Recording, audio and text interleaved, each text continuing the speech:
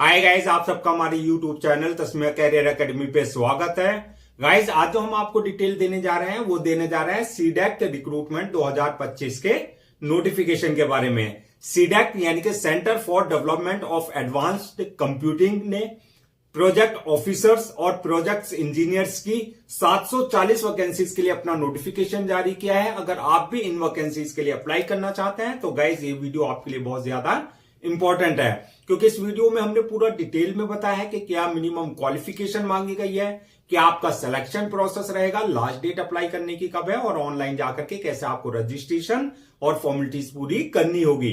तो गाइस पूरा वीडियो देखिएगा और साथ ही साथ में हमारे इस यूट्यूब चैनल को सब्सक्राइब कर लें, लाइक करें और ज्यादा से ज्यादा शेयर करें।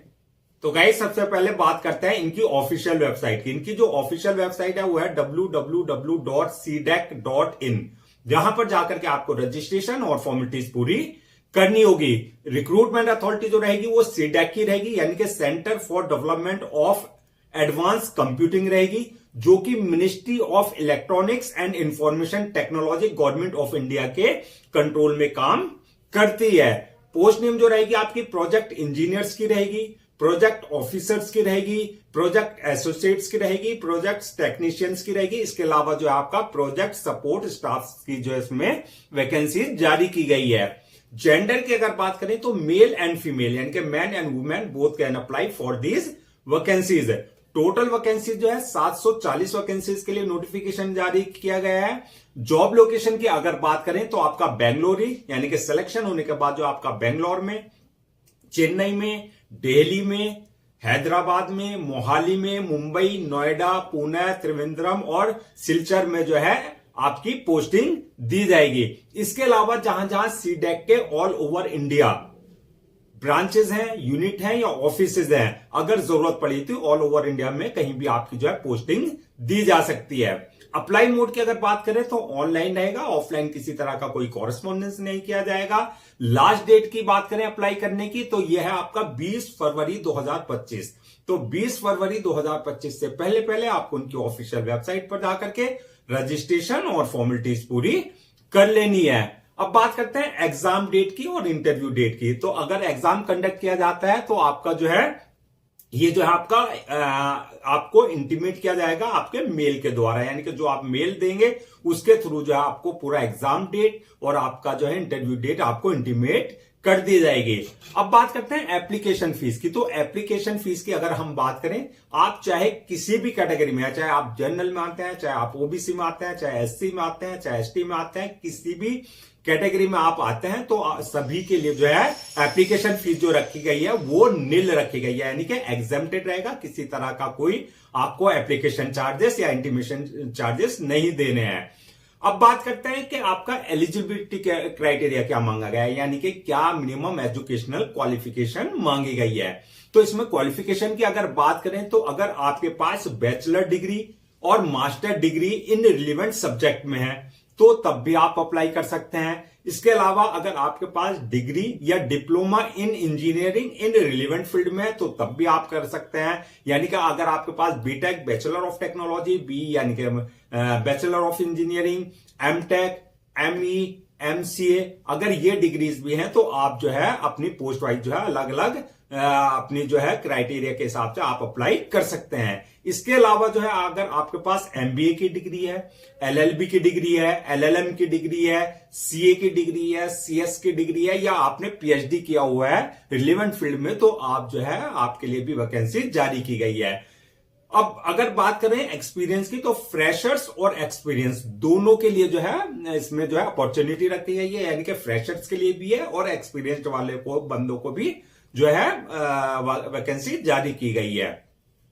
अब बात करते हैं एज लिमिट की। तो एज लिमिट मिनिमम 35 साल और मैक्सिमम 50 साल रखी गई है। ये आपकी जो है पोस्ट वाइज वरीज करेगी। तो यहां पर ये चीज क्लियर हो गई है कि अगर जिस पोस्ट के लिए आप अप्लाई कर रहे हैं तो उसमें देख लें कि उसका क्राइटेरिया जो है, जो एज लिमिट है प्लस जो उसकी एजुकेशनल यानी कि एलिजिबिलिटी क्राइटेरिया है, जो एजुकेशन मांगी गई है प्लस एक्सपीरियंस, वो सारी चीजें कंसीडर कर लें, चेक कर लें कि जिस पोस्ट के लिए आप अप्लाई कर रहे हैं उसके हिसाब से आप अपने जो है क्राइटेरिया को फुलफिल कर रहे हैं या नहीं है, क्योंकि सबके लिए अलग अलग जो है आपका क्वालिफिकेशन मांगी गई है, जो जो डिग्रीज हमने बताई है अगर आपने कर रखी है वो आपने जो है फाइनल आपने कर रखा है डिग्री, तो आप जो है अपना उसी के अकॉर्डिंग आप अपना पोस्ट के लिए अप्लाई कर सकते हैं। अब बात करते हैं कि सिलेक्शन प्रोसेस क्या रहेगा। तो सिलेक्शन प्रोसेस की अगर बात करें तो सबसे पहले जो स्क्रीनिंग होगी आपकी एप्लीकेशन की, यानी कि जो आपके ऑनलाइन एप्लीकेशन जाएंगे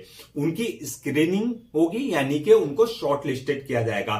किस बेसिस पे किया जाएगा? On the basis of your qualification, यानी कि आपका जो एकेडमिक परफॉर्मेंस है प्लस जो आपका एक्सपीरियंस है, जो क्राइटेरिया है पोस्ट का, उसके अकॉर्डिंग सबसे पहले आपको जो है शॉर्ट लिस्टेड किया जाएगा, यानी कि एप्लीकेशंस को सबको शॉर्ट आउट किया जाएगा। उसके बाद जो है आपका जो है रिटन एग्जामिनेशन कंडक्ट किया जा सकता है। ये उनका अपना सीडेक का जो है अपना डिस्क्रिप्शन होगा कि वो डायरेक्ट शॉर्ट लिस्टिंग करने के बाद जो है शॉर्ट लिस्टेड कैंडिडेट्स को जो है डायरेक्ट इंटरव्यू के लिए कॉल भी कर सकता है और उसके लिए रिटर्न एग्जाम भी कंडक्ट किया जा सकता है। तो अगर रिटर्न एग्जाम कंडक्ट किया जाता है तो शॉर्ट लिस्टिंग के बाद जो है आपको जो है रिटर्न एग्जाम के लिए जो है परमिशन मिलेगी। थर्ड स्टेज जो रहेगी इंटरव्यू के लिए रहेगी, जो रिटर्न क्वालिफाई कर लेंगे रिटर्न एग्जाम उनके लिए इंटरव्यू रहेगा। और फोर्थ स्टेज जो है रहेगी आपके डॉक्यूमेंट्स वेरिफिकेशन की, यानी कि at the time of registration जो डॉक्यूमेंट्स आपने अपने अपलोड किए वो सारे डॉक्यूमेंट्स आपके जो है ओरिजिनल चेक किए जाएंगे। और लास्ट स्टेज जो रहेगी वो रहेगी आपकी मेडिकल एग्जामिनेशन की, यानी कि जिस पोस्ट के लिए आपने अप्लाई किया है ये देखा जाएगा कि उसके लिए आप फिजिकली और मेंटली यानी कि पूरी तरीके से फिट हैं या नहीं है, यानी कि आप मेडिकली पूरी तरीके से फिट होने चाहिए। तो ये सारी स्टेजेस रहेंगी जो कि आपको क्लियर करनी होगी। अब बात कर लेते हैं कि अगर आपका रिटर्न एग्जाम कंडक्ट किया जाता है तो क्या सिलेबस रहेगा। तो अगर आपका रिटर्न एग्जाम कंडक्ट किया जाता है तो आपकी प्रोफेशनल नॉलेज, जो आपकी जिस पोस्ट के लिए आपने अप्लाई किया है उसका जो क्राइटेरिया है, यानी कि जो आपकी एजुकेशनल बैकग्राउंड है उससे रिलेटेड आपके सारे क्वेश्चंस रखे जाएंगे। अब बात करते हैं कि आपका जो है एक सबसे इंपॉर्टेंट बात है कि ये जो आपकी वैकेंसी जारी की गई है ये आपकी कॉन्टेक्चुअल बेसिस पे है, यानी कि परमानेंट नहीं है। इनिशियली यानी कि स्टार्टिंग में आपको जो है 3 इयर्स का जो है आपका कॉन्ट्रैक्ट होगा, जो प्रोजेक्ट है उसके लिए आपका जो कॉन्ट्रैक्ट होगा, और अगर जरूरत पड़ेगी 3 साल के बाद भी तो ये जो है आपका एक्सटेंड किया जा सकता है, यानी कि कॉन्ट्रैक्ट आपका एक्सटेंड किया जा सकता है।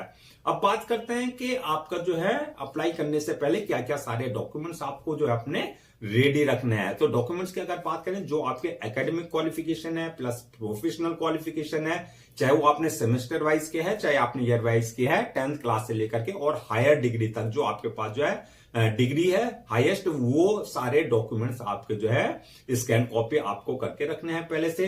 इसके अलावा जो है आपका एक्सपीरियंस सर्टिफिकेट, जहां पर एक्सपीरियंस मांगा गया है जिस पोस्ट के लिए, एक्सपीरियंस सर्टिफिकेट आपके पास होना चाहिए, प्लस आपका जो है बर्थ सर्टिफिकेट, यानी कि अगर डेट ऑफ बर्थ अगर आपकी 10th क्लास की मार्कशीट में नहीं मेंशन है तो आपका बर्थ सर्टिफिकेट आपका जो है कंसर्न अथॉरिटी से आपके पास होना चाहिए।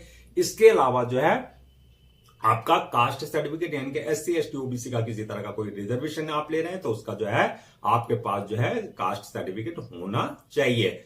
इसी तरीके से अगर EWS इनकम यानी कि EWS इकोनॉमिकली वीकर सेक्शन का अगर आप किसी तरह का कोई रिजर्वेशन ले रहे हैं तो इनकम सर्टिफिकेट आपके पास जो है रिलेवेंट जो है आपका अथॉरिटी से वो आपके पास होना चाहिए। इसी तरीके से डिसेबिलिटी सर्टिफिकेट, यानी कि अगर आप फिजिकल हैंडीकैप का किसी तरह का कोई रिजर्वेशन ले रहे हैं तो आपके पास जो है डिसेबिलिटी सर्टिफिकेट होना चाहिए। इसके अलावा आपका ID proof, address proof, passport size photo, signature, thumb impression, ये सारी चीजें जो है आपको पहले से डॉक्यूमेंट्स अपने रेडी रखने हैं। अब बात करते हैं कि अप्लाई करने का क्या प्रोसीजर रहेगा। तो जैसे कि हमने बताया था पूरा प्रोसेस जो रहेगा वो ऑनलाइन रहेगा, ऑफलाइन किसी तरह का कोई जो है कम्युनिकेशन या आपका कॉरेस्पॉन्डेंस नहीं किया जाएगा। तो ऑनलाइन अप्लाई करने के लिए इनकी ऑफिशियल वेबसाइट www.cdec.in पर आपको विजिट करना है। वहां विजिट करेंगे, जब होम पेज पर जाएंगे आपको क्लिक करना है रिक्रूटमेंट वाले सेक्शन पे। जब रिक्रूटमेंट वाले सेक्शन पे आप क्लिक करेंगे वहां पे आपको जो है नोटिफिकेशन दिखाई देगा,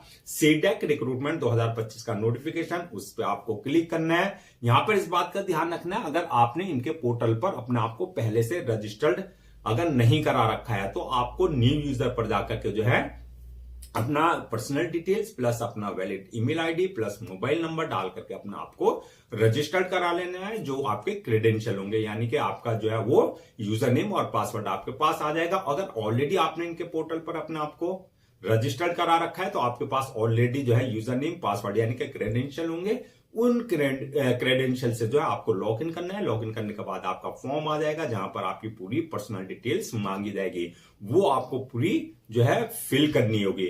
जब आप पूरी पर्सनल डिटेल्स फिल कर देंगे उसके बाद नेक्स्ट ऑप्शन आएगा आपके पास जो अपलोड योर डॉक्यूमेंट्स का, यानी कि जो आपके academic plus professional plus experience certificate plus जो आपका जितने भी सर्टिफिकेट्स हैं वो सारे आपको डॉक्यूमेंट्स अपलोड करने हैं। इसके साथ साथ पासपोर्ट साइज फोटो, सिग्नेचर वगैरह सारी चीजें आपको वहां पर अपलोड करनी है। डॉक्यूमेंट्स अपलोड करते वक्त इस बात का ध्यान रखना है कि जो उनका एक प्रेस्क्राइब्ड फॉर्मेट है यानी कि एक डायमेंशन है, स्पेसिफिकेशंस है, उसी के अकॉर्डिंग आप अपने सारे डॉक्यूमेंट्स अपलोड करेंगे।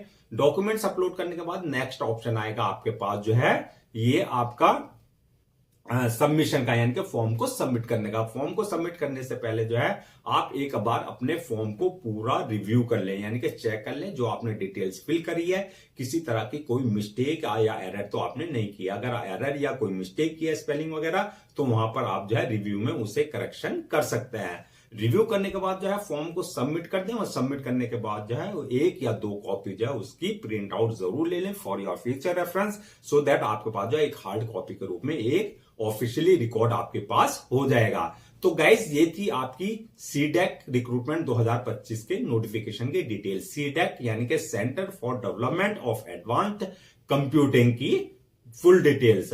आई होप आपके सारे डाउट्स क्लियर हो गए होंगे। अगर अब भी आपको किसी तरह का कोई डाउट है या क्वेरी है तो आप हमसे कमेंट सेक्शन में पूछ सकते हैं, हम उसका रिप्लाई जरूर देंगे। मैं एक बार फिर से आपको लास्ट डेट रिमाइंड करा देता हूं सो दैट आप उसे नोट डाउन कर लें। लास्ट डेट जो है अप्लाई करने की यानी कि रजिस्ट्रेशन की वो है 20 फरवरी 2025। तो 20 फरवरी 2025 से पहले पहले आपको उनकी ऑफिशियल वेबसाइट www.cdec.in पर जाकर के रजिस्ट्रेशन और फॉर्मेलिटीज पूरी कर लेनी है। गाइज हम आपके लिए जितने भी गवर्नमेंट जॉब्स हैं या गवर्नमेंट एग्जाम्स हैं उससे रिलेटेड जितने भी अपडेट्स होते हैं उन पर जो है आपके लिए वीडियोस लेकर के आते हैं। इसके साथ साथ जो है प्रॉपर कैरियर गाइडेंस पे आपके लिए वीडियोस लेकर आते हैं।